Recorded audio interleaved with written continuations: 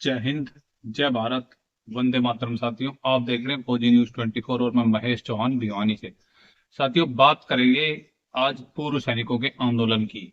और पूर्व सैनिकों का आंदोलन भी एक ऐसा आंदोलन जो 8वें वेतन आयोग से तुरंत पहले एक आह्वान किया गया है। सोशल मीडिया पे वायरल भी हो रहा है, सभी पूर्व सैनिक संगठनों में भी वायरल हो चुका है कि पंजाब से सबका सैनिक संघर्ष समिति ने एक आह्वान किया है। उसके बाद हमारे जितने भी साथी थे, जितने भी हमारे यूट्यूब के साथी थे, जितने भी पत्रकार साथी थे, सभी ने वीडियो बनाई।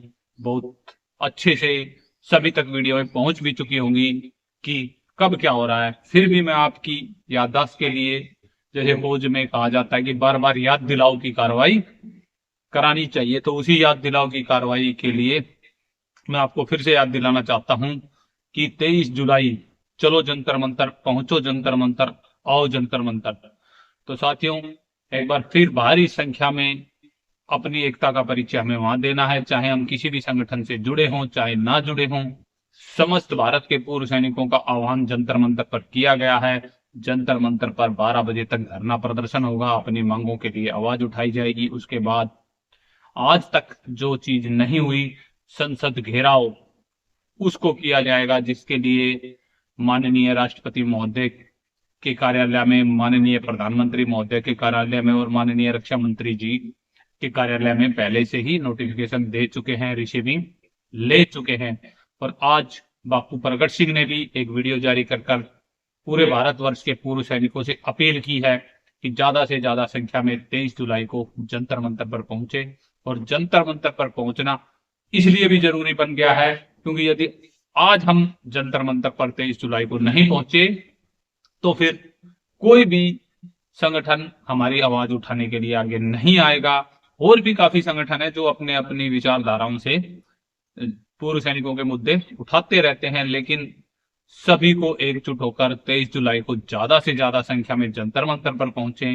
भिवानी के भी कुछ संगठनों से मेरी बात हुई, दादरी के भी संगठनों से बात हुई, उन्होंने भी कहा है कि हाँ, हम भारी संख्या में पहुंच रहे हैं। वो तो 23 जुलाई को ही पता लगेगा कि कौन कितनी संख्या में, कितना संख्या बल जंतर मंतर पर पहुंचता है। लेकिन ये 23 जुलाई को जरूर निश्चित हो जाएगा कि 8वें वेतन आयोग में आपको कुछ मिलेगा या नहीं मिलेगा, क्योंकि सरकार को भी पता लग जाएगा, सरकार भी इससे भाप जाएगी कि पूर्व सैनिकों में कितनी एकता है, पूर्व सैनिक कोई आंदोलन कर सकते हैं या अपने हक और अधिकारों के लिए लड़ सकते हैं या नहीं।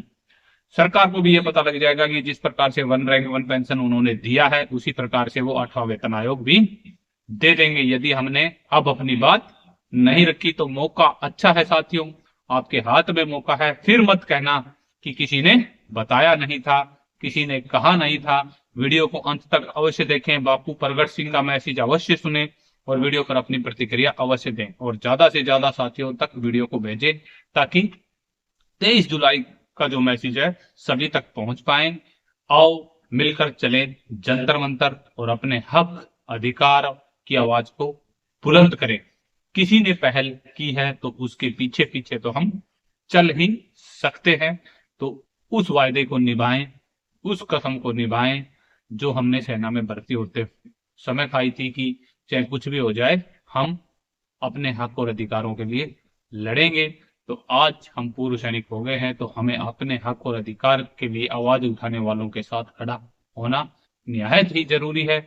एक बार फिर आप सभी से अनुरोध है कि ज्यादा से ज्यादा संख्या में 23 जुलाई को जंतर मंतर पर पहुंचे। अब आगे देखें बाबू प्रकट सिंह का यह मैसेज। खालसा वाहेगुरु जी की फतेह। राम नाम, जय हिंद, खुदा हाफिज। मैं सूबेदार प्रगट सिंह साबका सैनिक संघर्ष कमेटी के नेशनल प्रधान, जिसको आप लोग बापू कहकर भी पुकारते हो, आपके मुखातब हुआ हूँ। मैं आप जी से एक दो बेनतियां करनी है। मैं ऑल इंडिया के पूर्व सैनिक पूर्व से पश्चिम, उत्तर से दक्षिण तक सभी साहिबानों को, जेसीओ साहिबान, एनसीओ साहिबान और जवानों को लोहे हाथ जोड़कर विनय करता हूँ कि आप सभी ठीक ठाक होंगे। और अभी जो हमारा गवर्नमेंट 8वां पे कमीशन आ रहा है, उसके बारे में कहीं पहले की तरह हमें धोखे में ना रख ले। तो इसलिए मैं आप जी से संबोधित हो रहा हूँ कि देखो साहबान, जैसे हमने यहाँ से, मैं और हरबाल से जो जनरल सेक्रेटरी है हमारा, ये 23 जुलाई 25 का प्रोग्राम लिखा है, जो ऑल इंडिया में घूम भी गया है।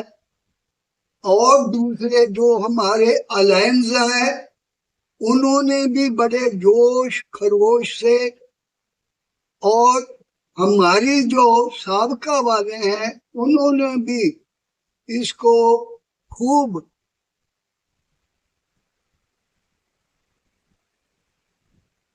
वायरल किया हुआ है।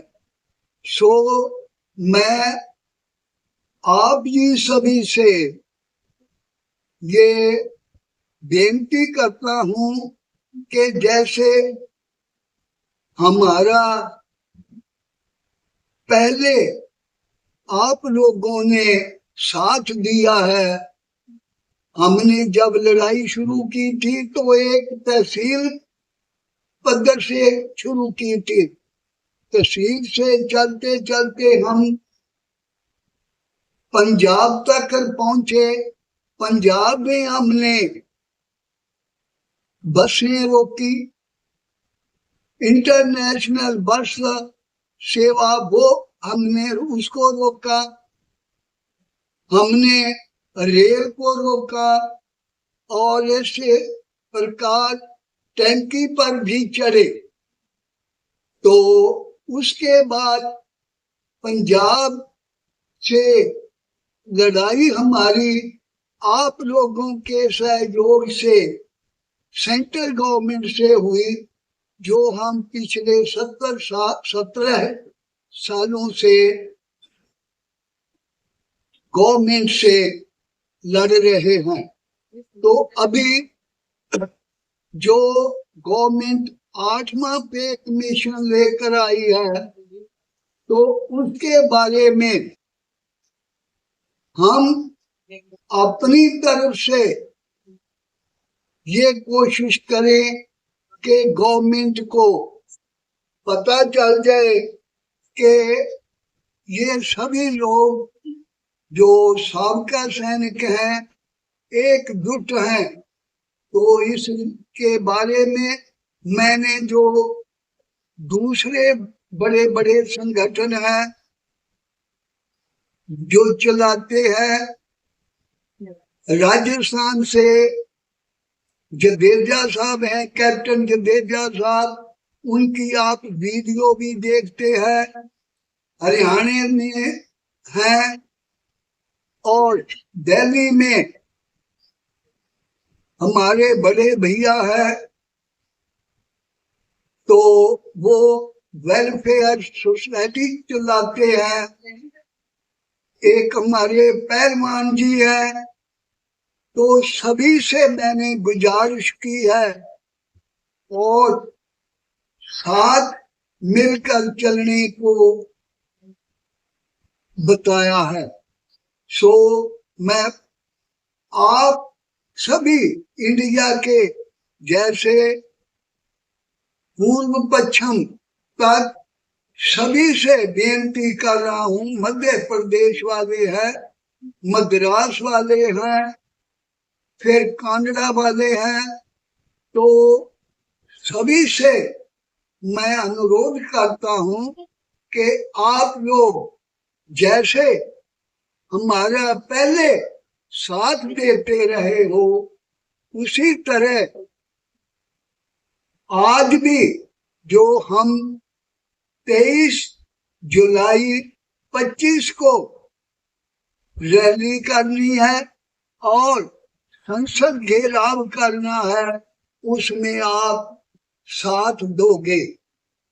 तो मेरी ये दोबारा आप लोगों से गुजारिश है कि मनमुटाव कोई ऐसी वैसी बात हुई हो तो उनको अपने ज़हन में मत रखना और